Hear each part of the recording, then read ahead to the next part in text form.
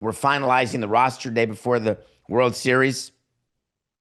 Who's going to be active, who's not. We are in Toronto if we're LA. We're in the hotel.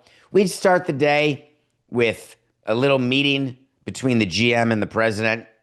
We'd call the owner. We'd have a workout at the stadium. The workout times would be told to us by baseball. Media requirements for players and for the manager. Figure out what dinner plans would be. Make sure that we're set with tickets, locations for family, so we can tell players no later than 3 p.m. before a game that the family is all set. And I'm talking about the day before a game, that the family is all set. Their tickets, their locations, because we want the players focused. And believe me, this time of year, the players are getting calls, texts you would not believe. Hey, man, can I just get two? Do you have an extra two? I want the players locked in. Vladimir Guerrero Jr. is going to be an important part of this series. We talked about it this week. Do you know how well he's playing? Have you been watching the previous series? He's hitting .442. Just letting you know that. That's good in baseball. The Blue Jays aren't striking out. That's also good in baseball. The Blue Jays are hitting home runs. Vladimir Guerrero has 6 home runs, only 3 strikeouts. That's rare and good in baseball. Overall, the Blue Jays offense is the best offense this postseason. Of course, we're in the World Series, so that would make sense. They won the pennant. That would make sense. All of my instincts tell me good pitching beats good offense, which is why I gave it to you straight. The Dodgers bullpen, you can beat them. The Dodgers starters, so far not. The whole key to this series is who gets into the bullpen first. Because they'll let Snell go 8 again. They'll let Yamamoto go 9 again. They'll try to get Glasnow and Ohtani to go 6, maybe even 7. You got to work the count. You got to get the pitch counts up. No early at-bat swinging, no matter how badly you want to. No matter how badly you think that you can be a sniper. Sniper is the word we use in baseball. It's not what you think. It has nothing to do with guns. A sniper is when you sit, first pitch, get me over breaking ball, or first pitch, get me over two-seamer or four-seamer right down the chute. You choose one of them. You sit on it. If you have it, you snipe. I don't want sniping this time, actually, because even when you snipe, and we've got stats on this, that the snipers can increase their on-base percentage by 85 points. If you recognize first pitch breaking ball and you sit on it, your batting average of balls in play will go up by 72 points. We can have it all. But in a game and a series like this, Blue Jays, Dodgers, I don't care about the analytics of it. I need the Dodgers starting pitchers out of the game. The analytics don't actually give you that. That's why you need the eyes as well. That's why you need baseball people as well who can talk to you about a game plan, a manager and a front office who get together on a game plan, which, by the way, finished today for game 1.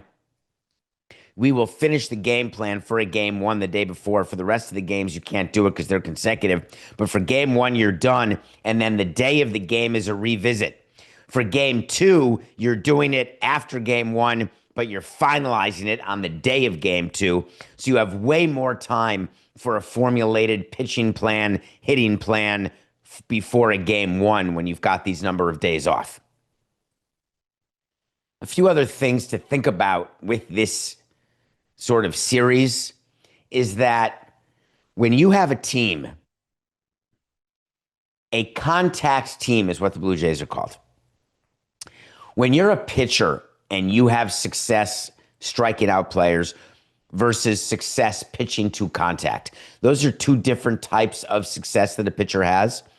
In order to beat the Blue Jays, you know you're going to have to pitch to contact because they're not going to strike out. You can't strike out Vladimir Guerrero. Will Guerrero get 3 Ks tomorrow? It's possible, but hugely unlikely. So when you're pitching to contact, it is critical that pitchers hit their spot. Because when a pitch is called for low and outside, the defenders are actually placing themselves given what the pitch selection is and what the pitch location is.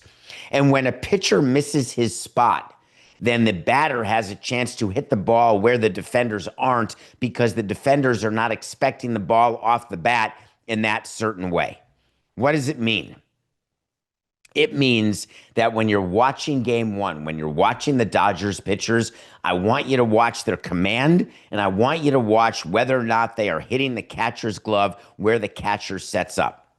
Because those two things will help inform you whether or not these starting pitchers can stop these bats. And if those pitchers do it, they're going to stop the bats. I had seen a clip floating on Twitter of from the Levitard show where Jeremy had said that the Blue Jays were the team that was put together that can beat the Dodgers. And I think that the Blue Jays have a chance to beat the Dodgers, but I'm going to disagree with him because the Mariners were that team this year. When you're talking about a player like Cal Raleigh who hits over 60 home runs, who's having one of the best catcher seasons we've ever seen, you've got Julio Rodriguez on that team. They went all in and they got Josh Naylor. They got Eugenio Suarez. Polanco was playing great baseball until he wasn't. Their starting rotation, they were 5 deep with starters. Like, that is a team for me that can play and beat the Dodgers at their own game. That was a team that was built for this. With the Blue Jays, they're going to have to play perfect baseball again. They're going to have to do the little things because if Vladimir Guerrero Jr. doesn't stay hot, if he doesn't bat over 400 against the Dodgers, then what is that team? Because he's been the spark for that team. Yeah, George Springer had a big hit. He hit that 3-run home run, which is, one of the biggest hits in Blue Jays history. I understand that. But if Vladimir Guerrero Jr. isn't up to his game, then what? The starting pitching is the same thing.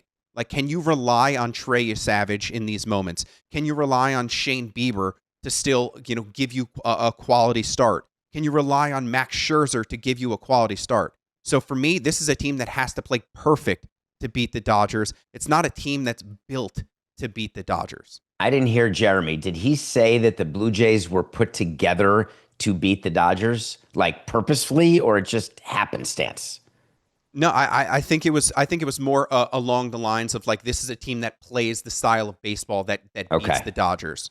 Because I just want to make sure people knew that that's not how we build teams. We don't build it by saying, hey, we've got to somehow catch the Mets. We finished 8 games behind them in the NL East, so we're going to build our team to beat the Mets. You don't do that even within your division. You certainly don't do it for a team not in your league who you may face in the World Series.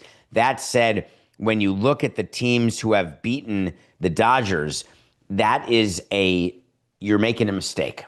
When you're analyzing this series, and we talked about it in the first hour, it really has nothing to do with who's playing. It has nothing to do with scouting reports. It really doesn't. If you have a starting pitcher if their first 2 starting pitchers go 17 innings again, it's over, Coca. Like, that's it. And it's not like those stats are always funny to me.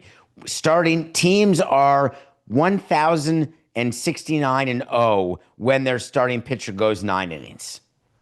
Well, yeah, because they're going 9 innings because they're not giving up runs and you're winning a game and they have a good pitch count. So those stats are stupid. But I just don't know how Snell and Yamamoto can do what they did against the Brewers, against a lineup like the Blue Jays. That's where my head is. Well, I was reading that the Blue Jays have been a team this postseason that hit fastballs really well, and teams were just pitching fastballs to this team, throughout this postseason run. Whereas like the Dodgers are a team where their pitchers throw a lot more off-speed stuff. So we'll see what happens there. You're going to see game 1, Coca. Blake Snell is a changeup guy. So what he does, and I use my right hand, I should use my left hand, and you can see it on the grip. You'll know when they're doing the circle change, which is when you put the ball in your hand and you make a, I don't know, is this like the okay sign? Is that what that is? When you're whatever, it's a changeup, which means it looks like a fastball, except all of a sudden it dies because it's only going 85 instead of 95, and so you look like Bugs Bunny. And Blake Snell, he changed up the Brewers to death in game one of that series. And so how do you prepare for that if you are during the hitting meetings?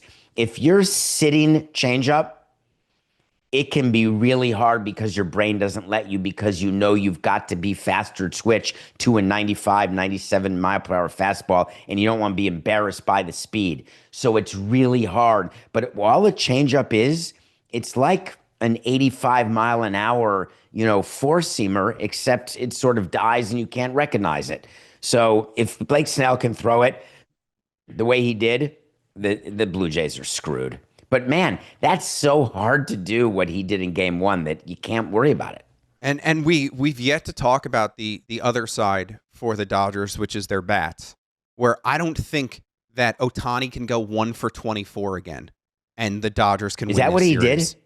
I believe that's what the run was like 1 for 24 before he hit the three homers. No, before I think he picked up like a base hit. He had like an RBI single or something.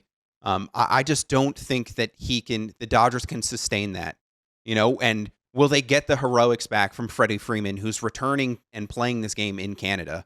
What's Mookie Betts going to look like? Teoscar Hernandez, there's all these different players that are going to need to step up. And the bullpen, we didn't talk about the bullpen for the Dodgers, which, I had said before, which is like, they are so untrustworthy when they come into games. The fact that they have to go with Roki Sasaki as their closer when they paid all that money to Tanner Scott, what Sasaki's been able to do has been remarkable, that he's never been a bullpen guy, and he comes in and he's picked up a bunch of saves for this team. But you have like Blake Trinan, when he comes into the game, every single time he throws a pitch, I'm scared something's going to happen. It happened in the Milwaukee series where the guy moved out of the way on the breaker that came in, the back foot breaker that came in, where, it could have been a bases loaded walk. So it's just like, I saw Blake had shaved off his soul patch as one of the things I guess, people do to get back on track. But if the Blue Jays can get through the starters, if they can get them out of the game early, if they can, limit the hits, but that's what I'm talking about when I'm saying perfect baseball. Is that doing those things that can equal? I know it's tough to do, but I'm just giving people. That's tough, but the bullpens, they all stink this time of year. If you go back, if you look at bullpen ERA from bullpen arms this time of year, it's always a problem, which is why you see so many starters come out of the pen and act like bullpen arms during the postseason, which is why you should never focus on having your team build its bullpen during the offseason, because that's not how it's going to look when you're going to win at the end of October. But given that all the arms are tired, you are talking to your starters about what their series is going to look like. So Blake Snell is a great example. He's going to pitch game 1 and game 5. And if there's a game 7, he will be available out of the bullpen. And you're thinking about those things when you're thinking about pitch count, when you're thinking about pitch selection, when you're thinking about what your game plan is for a particular game in the series. You're realizing that you need these guys several times in roles that they don't normally do.